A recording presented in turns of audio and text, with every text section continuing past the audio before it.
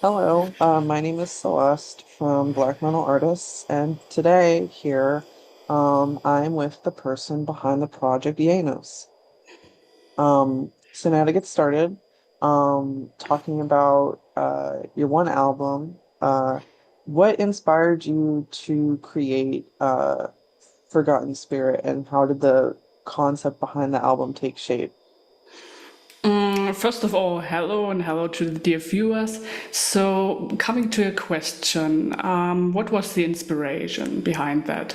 So, one day I just decided to make the hobby of music, the passion behind music, a little bit more serious because before that, I never considered myself to be a musical artistic persona because before that, before 2024, I already made music here and there, making covers. I don't know about the quality, but it was quite fun. It started in 2013, back then when I was, an embryo. So in 2024, two aspects came additionally to my passion of music. First of all, I got into black metal in 2022 and I became aware about the concept of one-man bands because before that I was sure one-man bands don't really exist, you need more people for that.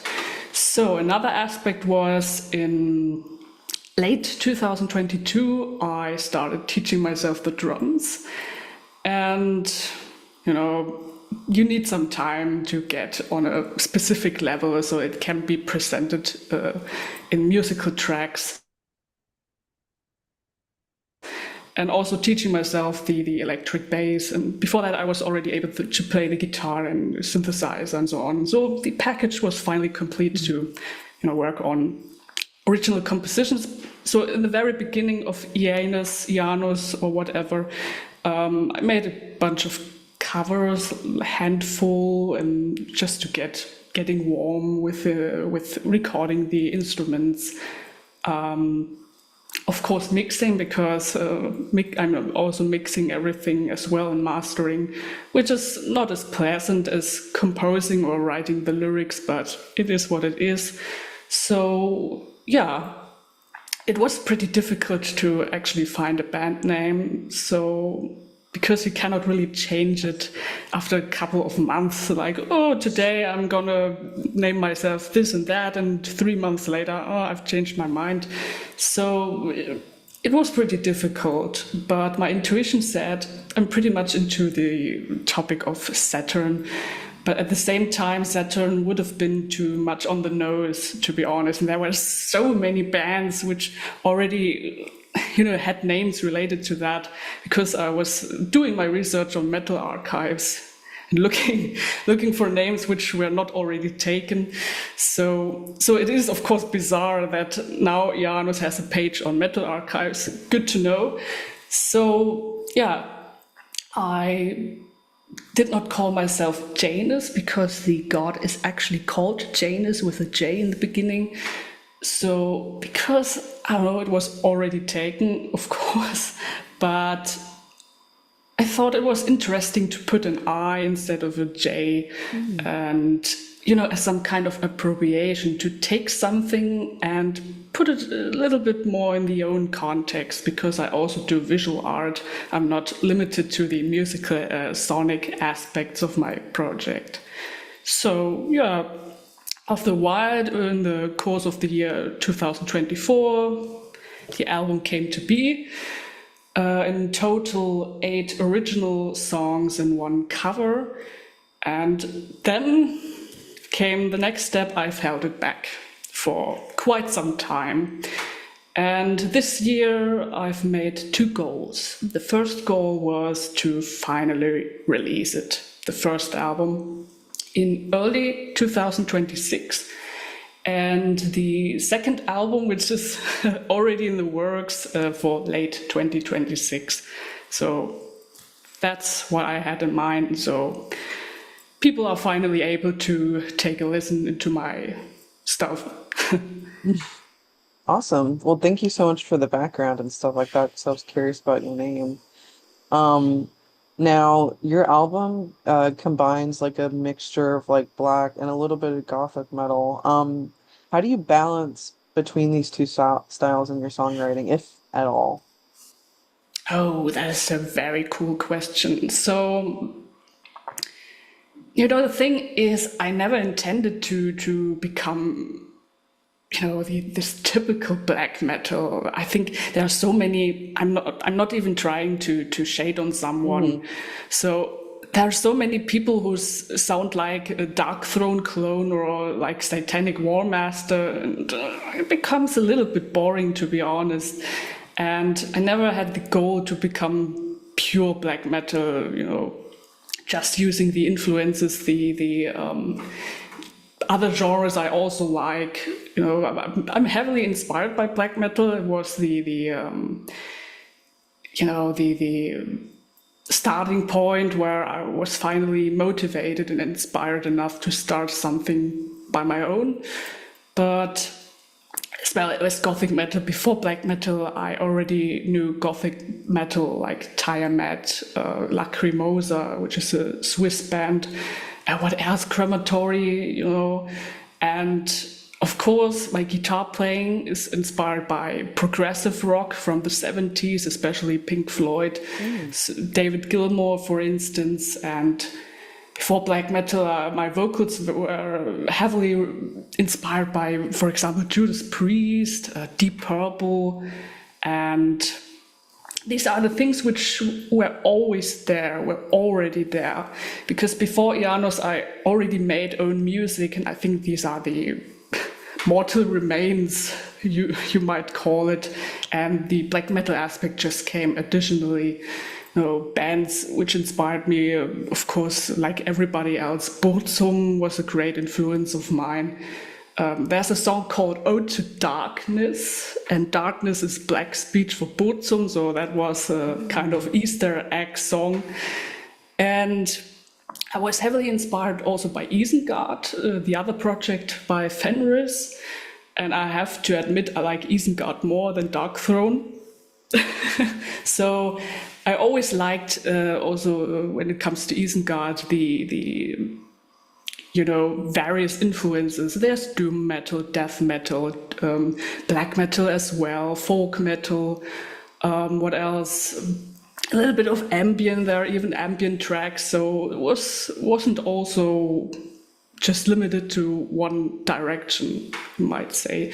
And what other band extremely inspired me, which I really, really like, is Urfaust. This is a band, a Dutch black metal band who existed until 2023, and they had this approach of using clean vocals in dark music, and this really inspired me to finally give it a shot myself. Yeah. That's awesome. Yeah, I appreciate you bringing up your influences too. I actually like we say I say it like Isengard, but I know it's definitely different like language wise. But yeah, no, I like that project a lot too. Um, Oh yeah. so that's awesome. Especially, what is your favorite song? Oh my gosh, I probably wouldn't even be able to pronounce it. I'm gonna be so honest. But I don't know. I kind of just liked his whole like this first album that was made on there. I liked that one a lot. Especially I loved his operatics, and Oh like yeah. that's probably my favorite part of the project. Oh So yes, I also really, really adore and like that. So I really like, before we losing the main topic, for example, for modern Dark Throne, I actually really like that there are some brief influences or brief remains from Isengard included, especially like in the newest album, what was it called? Black Dawn Affiliation, mhm. the ending part, which really reminded me of Isengard. So I really like that. Mm, okay, cool.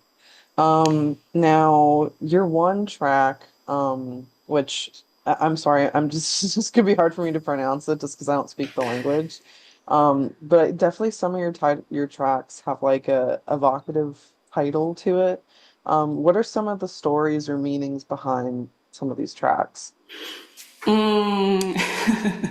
So, with which track I'm going to start? I'm doing some brief summary chronologically. Mm-hmm. So, the first song is Introduction to the Journey.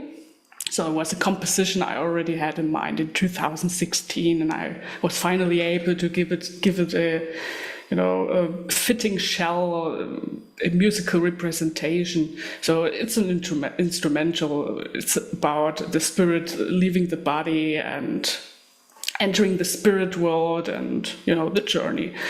The second song is called Teufelspakt, in English, Devil's Pact, which is clearly inspired by Goethe's Faust, because back then I was in Weimar, a city where Goethe used to live.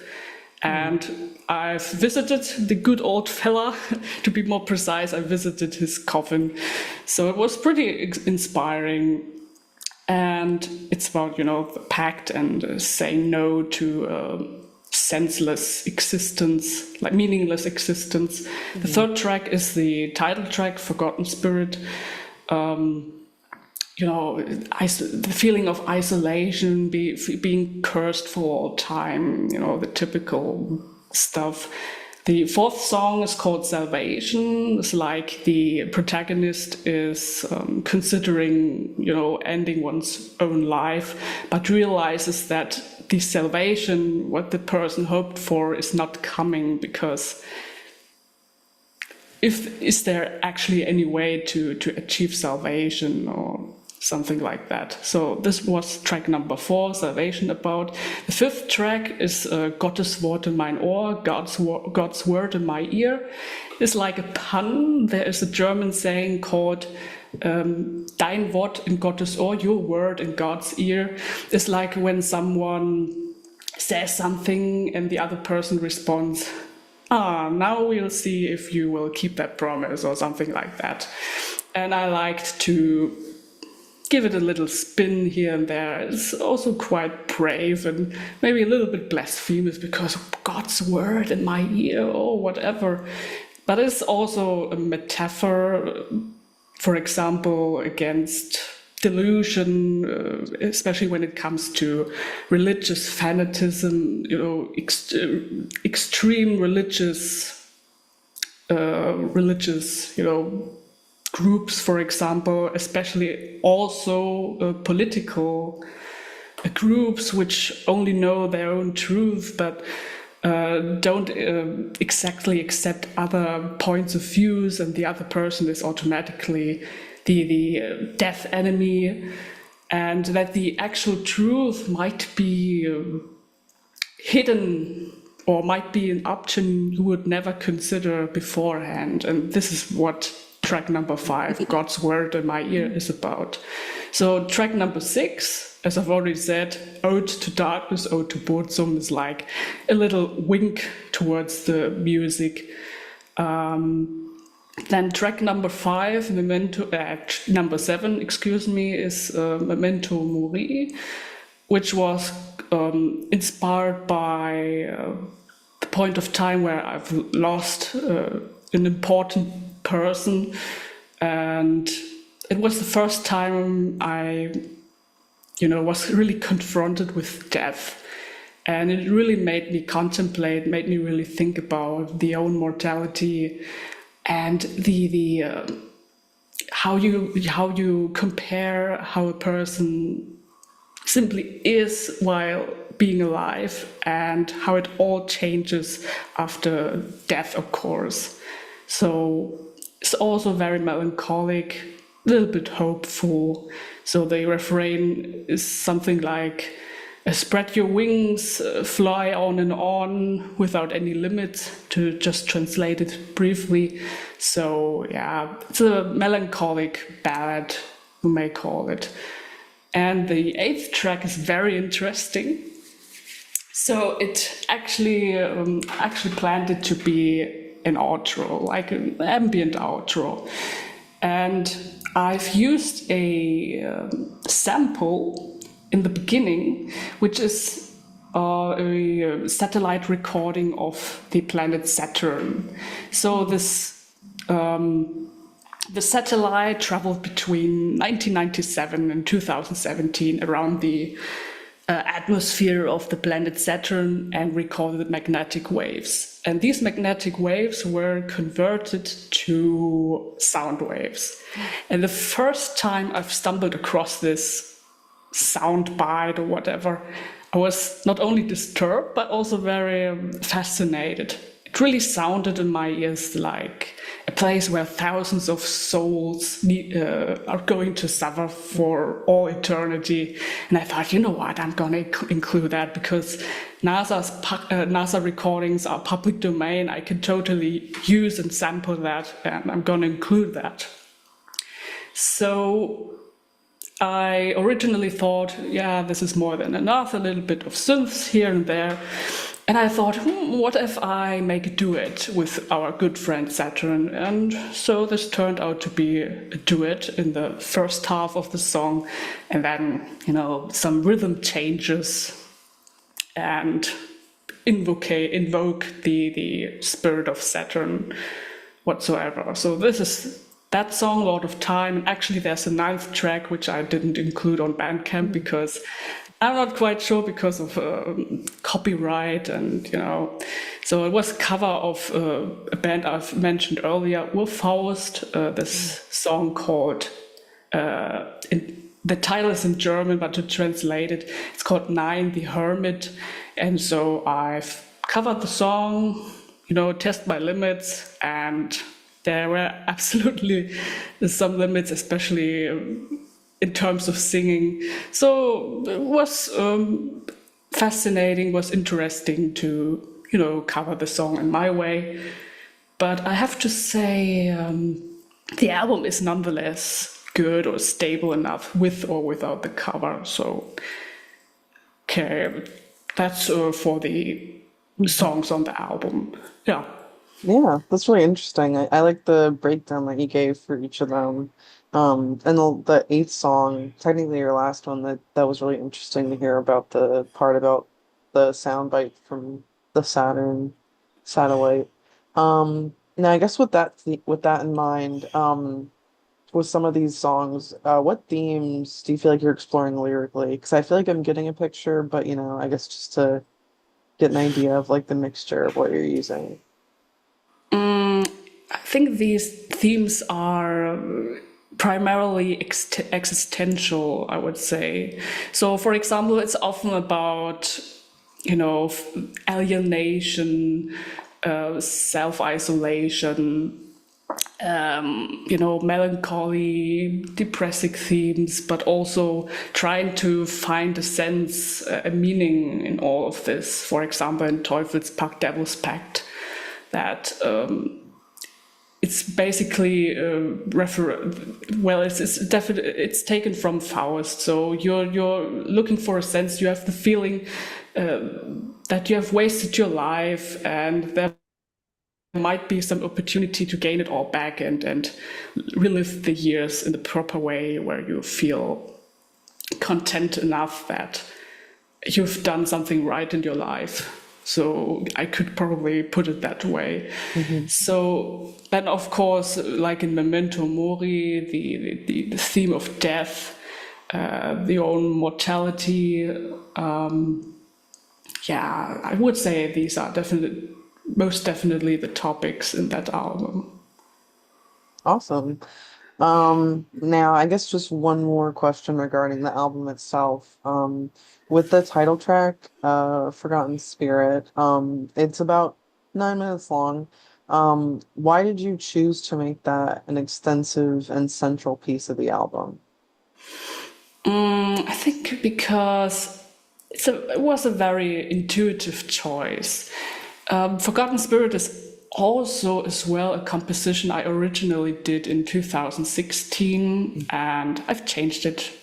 I've changed around a couple of aspects here and there. I've slowed it down.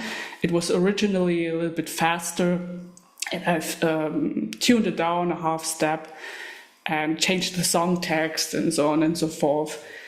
And I mean, the thing is, Ianus is like a liminal space into my inner world. And Forgotten Spirit is like my essence. Mm. So that's probably why it is the title track. Awesome. Yeah. Now, as a one-person project, what would you say are like your biggest challenges and advantages of handling every aspect on your own?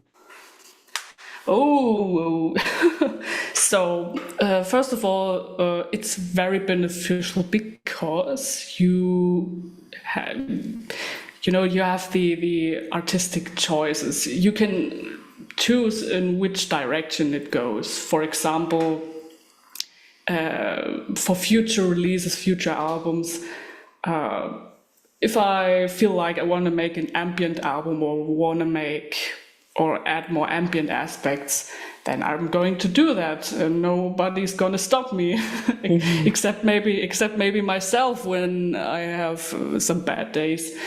But you know, especially when it comes to compositions, I can think, oh, what if I add this riff or maybe this melody, and it's pretty cool. It's like doing a painting and adding all these elements, all these colors, and deliberate choices when it comes to contrast and all that stuff. But challenges are many, many, many, Mhm. many. First of all, recording is cool, but mixing is very takes a lot of time, and especially if you're a perfectionist, it can be quite exhausting, especially when it comes to mastering. And then when it comes to promotion and self-marketing, I'm not really good at that. I Mm. don't try to pretend anything else. So yeah, these are probably the most prominent challenges, and the resources and financial aspect, which was not always easy for me, but I've still kind of made it, and I will continue. So yeah. That's great to hear. Yeah, no. I'm glad that even with any of those challenges, you still feel like compelled to still do stuff on your own, which is always good to hear. Now living where you are, um, has it influenced the atmosphere and identity of your project at all? That is a good question. I don't exactly know. Maybe a little bit. Maybe the fact I'm not far away. I'm not living far away from something which can be considered to be a forest. I mean, there are lots of trees in front of my window. I don't know. Um, huh, Probably not that much, except maybe I was interested in all the Faust stuff, which is German. But besides that, maybe my language, Mhm. because I like using my language in a little bit more archaic way. How is it Mhm. pronounced? So probably not that much, to be honest. No, I get it. Sometimes it varies with person to person. Um, But as a final question here, kind of like a two-parter I'm gonna do. So after the release of Forgotten Spirit, I know you briefly mentioned it towards the start, but what are your plans for Ianus in 2026, and where can people find you? So first of all, the second album is in the works. The instrumentals are already done. It's going to be a concept album. Vocal takes are already recorded except for 2 songs.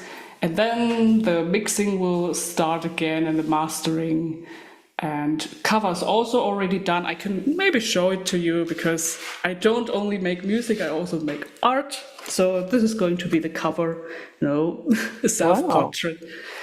So this album will be called Nigredo, which is inspired by the alchemy of the spirit, Nigredo, Albedo, Rubedo, and so on. The stages of the magnum opus, the great work, also called enlightenment. And Where can people find me? Well, well, on social media, I guess I'm trying my best to use Instagram, although I'm not really a social media person. But you learn everything. Yeah, Instagram, Spotify, YouTube. For interested, they can come and take a look, take a listen. Mhm. Yeah. Great. Um, Now, thank you so much. It was definitely a pleasure speaking with you, and I wish you the best of luck in your future endeavors. Oh, thank you very much. It was a pleasure. Thank you.